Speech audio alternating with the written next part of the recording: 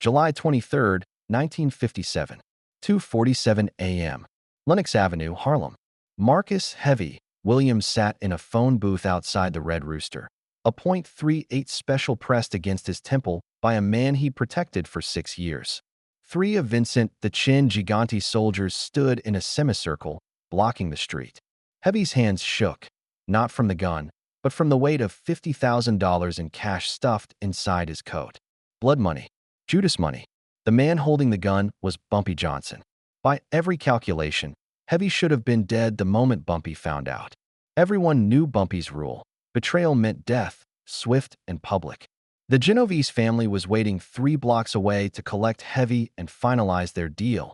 Information on Bumpy's policy operations in exchange for that 50 grand and safe passage to Philadelphia. But what Gigante's people didn't know, what Heavy was just beginning to understand, was that Bumpy Johnson didn't just react to betrayal. He orchestrated lessons from it. This is the story of how Bumpy Johnson turned a traitor into a message that would keep Harlem loyal for the next decade. To understand this night, you need to understand what Heavy Williams was throwing away. By summer 1957, Ellsworth, Bumpy Johnson controlled 70% of Harlem's numbers racket, a system generating approximately $200,000 weekly. He'd recently survived an assassination attempt orchestrated by Gigante himself, walking away from 5 gunshots that should have killed him. His survival only added to the legend. The man who couldn't be killed, couldn't be bought, couldn't be intimidated. Heavy Williams was 34 years old, 6'4", 260 pounds of muscle. He'd been Bumpy's primary bodyguard since 1951, standing post outside every meeting, every negotiation, every moment of vulnerability. He knew routes, schedules, safe houses, the location of cash stashes across Harlem. He knew which cops were paid, which weren't. He knew everything. And Vincent Gigante knew Heavy was broke. Heavy's mother needed surgery, $8,000 the doctors wanted up front. His 2 sisters depended on his money to keep their kids fed. Bumpy paid him well, $350 a week, but it wasn't enough. Never enough. The Genovese family didn't just offer money. They offered salvation. The approach came on July 9th. A Genovese lieutenant named Paulie Russo met Heavy outside St. Philip's Episcopal Church on 134th Street, right after Sunday service. The audacity of it. Approaching a man at church should have been Heavy's first warning. 50,000, Paulie had said, lighting a cigarette. And your family gets to keep breathing. All we want is information. Schedules. Locations. You keep working for Bumpy, nothing changes. He never knows. You solve your problems, we solve ours. Everybody wins. Heavy said yes within 48 hours. What he didn't understand was that in Bumpy's world, everybody always knew. July 16, 1957, 1 week before the phone booth. Bumpy Johnson sat in the back room of Small's Paradise on 135th and 7th Avenue, listening to Illinois Gordon, his eyes and ears in the street, describe Heavy's meeting with Paulie Russo. Illinois was 62 years old, partially blind in one eye, but he could read body language like scripture. He'd watched the entire church encounter from across the street. Heavy's in, Illinois said quietly. Saw it in his posture. Man was leaning in, not away. He's going to sell you. Most men would have killed Heavy that night. Quick. Efficient. A body in the Harlem River by morning. But Bumpy Johnson wasn't most men. Let him run, Bumpy said, his voice calm as still water. Let him think he's getting away with it. What Heavy didn't know, what the Genovese family didn't know, was that Bumpy had already anticipated this move. Gigante was losing the war for Harlem, and desperate men made predictable plays. They tried to kill Bumpy. Failed. Now they try to buy someone close to him. The strategy was textbook. Bumpy's counter-strategy was surgical. Over the next 7 days, he fed Heavy false information. Wrong meeting times. Fake cash locations. Schedules that would lead Gigante's men into empty rooms. Heavy, thinking he was gathering intelligence, was actually becoming a weapon Bumpy was loading to fire back at his enemies. But that wasn't the lesson Bumpy was building. The lesson required theater. It required witnesses. It required every policy runner, every number writer, every street captain in Harlem to see what happened when you broke faith with Bumpy Johnson. So Bumpy made a plan that would turn Heavy Williams into a parable. July 22, 1957, 11 p.m. Heavy received the call at his apartment, on 125th Street. Paulie Russo's voice crackled through the phone line. Tomorrow night, 2:30 a.m. You bring the final package, Bumpy schedule for the next month, and we bring your money. 50,000, all hundreds. You make the drop, you disappear to Philadelphia by sunrise. We got a car waiting. Heavy's hands trembled as he hung up. One more day? One more performance pretending everything was normal. One more day standing behind Bumpy, knowing he was selling him out. He couldn't sleep that night. What Heavy didn't know was that Bumpy had Illinois Gordon listening to Paulie's phone calls through a contact at the telephone company. Bumpy knew the meeting time before Heavy did. By midnight on July 23rd, Bumpy had positioned 12 men around Lenox Avenue. Not soldiers, but witnesses, policy runners, shopkeepers, street captains, people who needed to see. He'd sent word to Stephanie St. Clair, the legendary numbers queen who'd mentored him. Something's going to happen tonight that'll keep our house in order for years. Make sure your people know to watch Lenox. Bumpy himself dressed in a charcoal gray suit, black tie, his signature fedora. He carried only one weapon, a .38 special revolver. Not to kill Heavy, to make him choose. July 23rd, 1957, 2:30 a.m. Heavy walked toward the phone booth outside the Red Rooster, the package of information tucked inside his coat. The streets smelled like summer heat and garbage, that thick Harlem humidity that made shirts stick to skin. His heart hammered against his ribs. 3 men emerged from a Cadillac parked on 138th, Gigani soldiers. Heavy recognized 2 of them from previous encounters, Tony Bender's crew, serious men who'd killed before. Then he saw the 4th figure. Bumpy Johnson stepped out from the shadows near Mooney's lounge, 30 feet away. The street went silent. The few people still awake on Lenox Avenue, the after-hours crowd, the insomniacs, the night workers, they all stopped moving. Everyone knew what they were seeing. Heavy froze. Evening.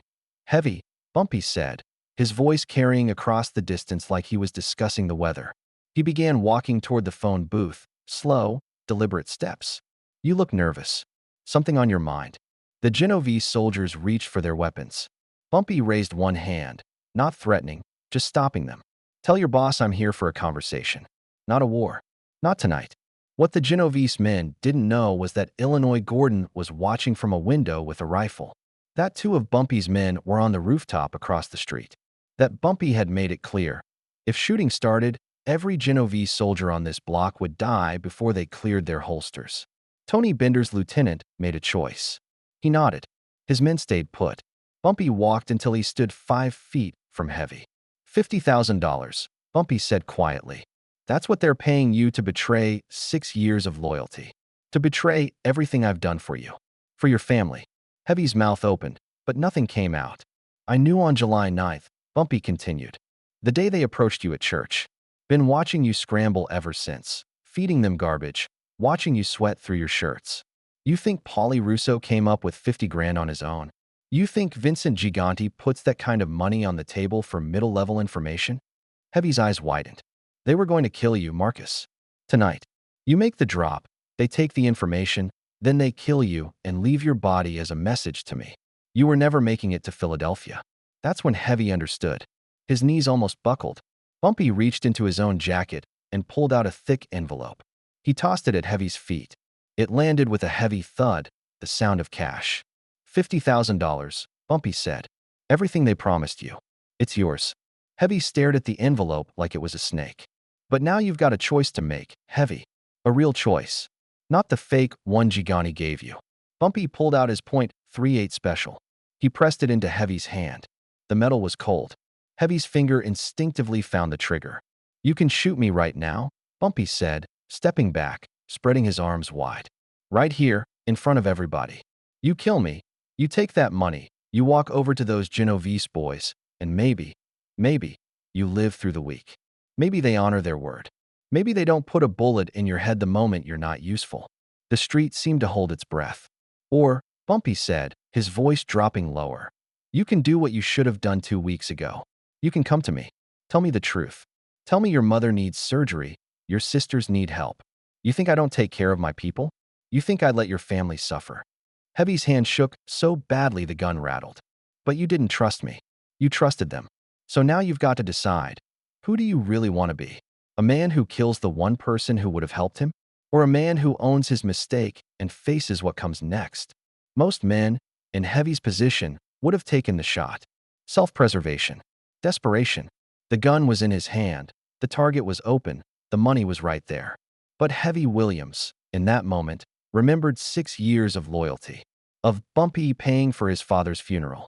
Of Christmas bonuses that kept his family fed. Of the time Bumpy personally walked his youngest sister home when she was being harassed by dealers on 142nd Street. He remembered who Bumpy actually was. Heavy dropped the gun.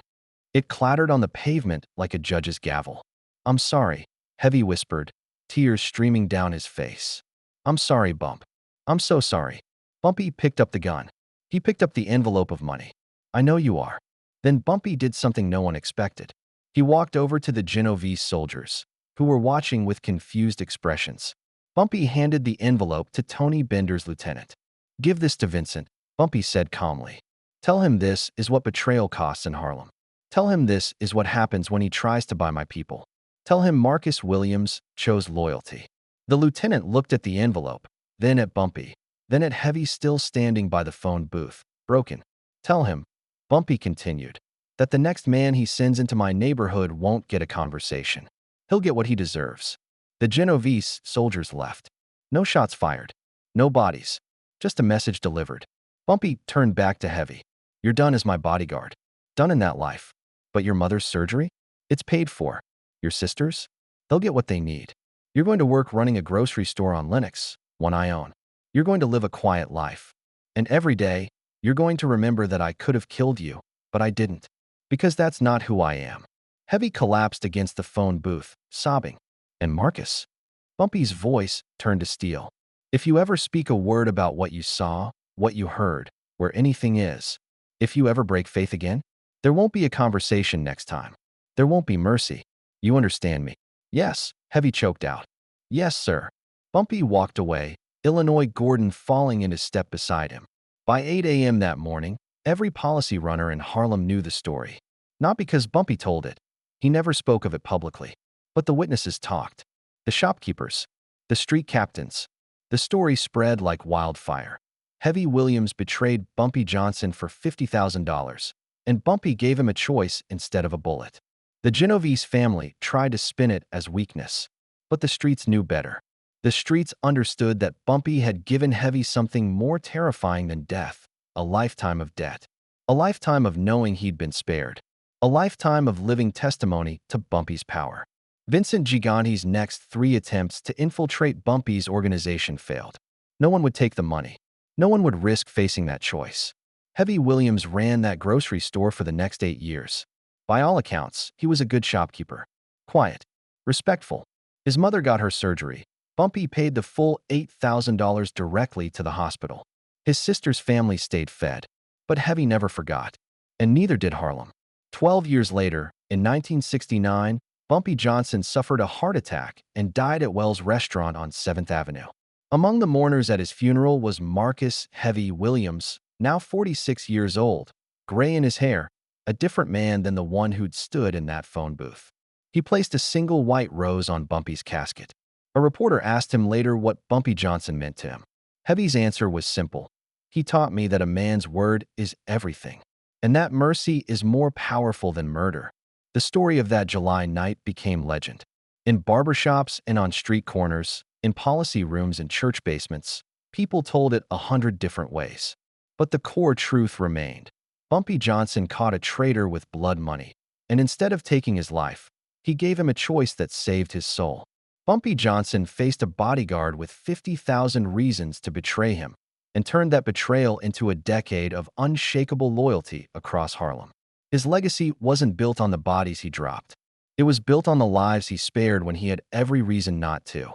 Real power isn't making people fear what you'll do if they cross you. Real power is making them remember what you didn't do when you had every right to. If you believe mercy can be more powerful than violence, hit that like button. Drop a comment. What would you have done in Heavy's position? Subscribe for more stories of the strategic minds who built empires not through brutality, but through intelligence. Next video, the time Frank Costello tried to tax Bumpy's territory and learned why Harlem belonged to one man. Remember, In Bumpy's world, your reputation wasn't built on who you killed. It was built on who you didn't have to.